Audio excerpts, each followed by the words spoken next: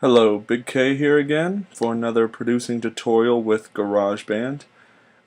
Sorry I've been away for a while. I've been extremely busy, extremely busy. Unfortunately, I think this will be my last video for a while because I'm working on new stuff for a new album, and that's taking up the majority of my free time right now. I really don't have time to be making any more of these tutorials right now. Once I get that a little more, done, I'll try to work on making some more tutorials for GarageBand and hopefully Logic later. Anyway, this tutorial will be on how to make a good bass sound.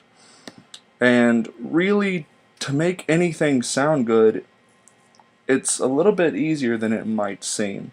I took a loop from Apple just for reference in this video, and I believe I've said it before in another one of my tutorials, but I'm very against using loops for actual songs, so I wouldn't do this if you're wanting to make an actual song, but this does make a good reference.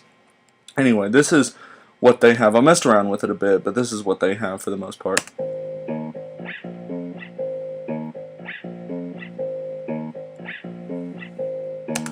Alright, something like that. So basically what I'm getting at is, first you will want to make some kind of bass rhythm, just whatever you'd please, and then to make it sound good, like I said, it's a little bit easier than it seems.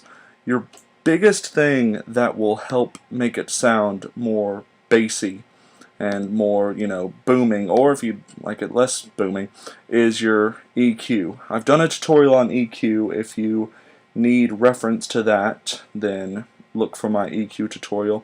If this is on Blip, you'll have to look for it because I don't know how to do an annotation, if you even can. On YouTube though, I'll try to put an annotation during this section for my EQ tutorial. Anyway, this is already EQ'd a very small bit, but you can't really hear it through these speakers yet again. Through some headphones though, if you do want a more booming bass, then you're going to want to up the bass, possibly even lower the treble, possibly, or you could heighten both of them. It's really just whatever sounds good to you. Remember that above all, you want your music to sound good to you, because it is an art form that you create, so you want to be proud of it.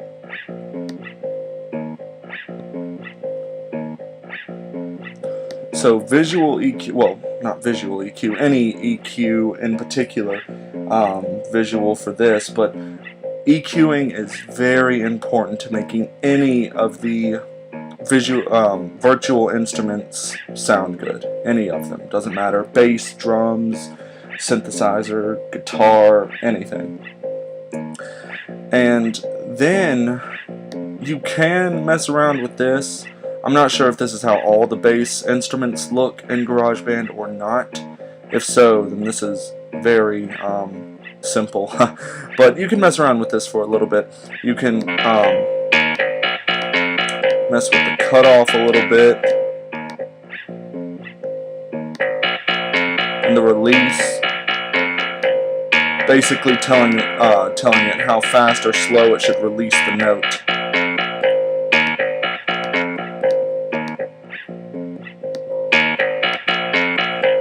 So mess around with that, but I would say that's not, especially in GarageBand, if the options are this limited. I didn't mess around with that much when I was messing with GarageBand, but it is important, and I did mess around with it a little bit, but I don't remember it being this limited. But if it is, mess around with that a little bit. Not much to mess around with there though, but EQing is definitely one of the most important things you can do to make your sound sound good, to make whatever instrument it is you're using sound good. And effects are also very important.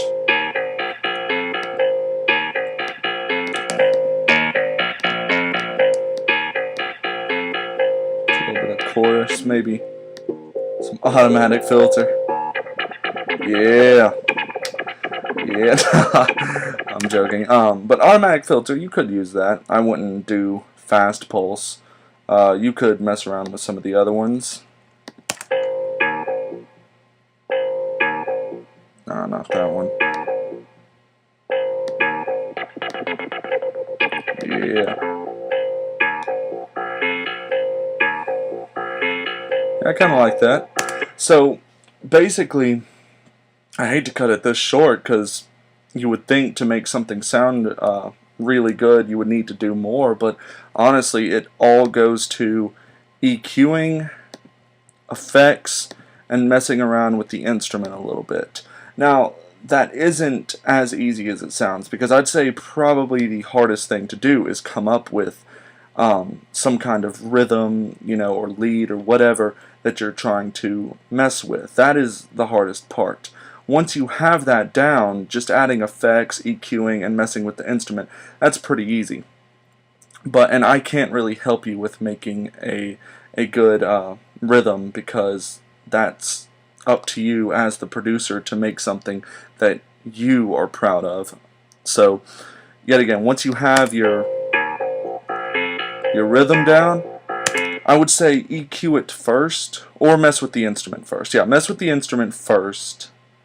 Get something you like, then EQ it, then mess with effects. You can also mess with compression. I don't think I've done a tutorial on compression.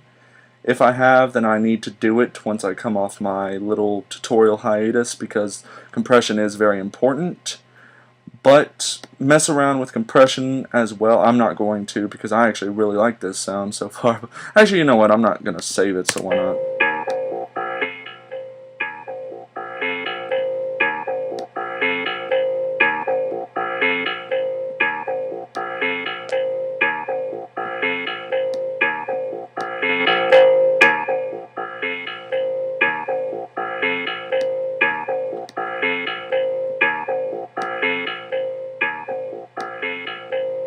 But yeah, so compression tutorial will come soon. I don't think I've done one. If I have, then I'm just blabbering right now.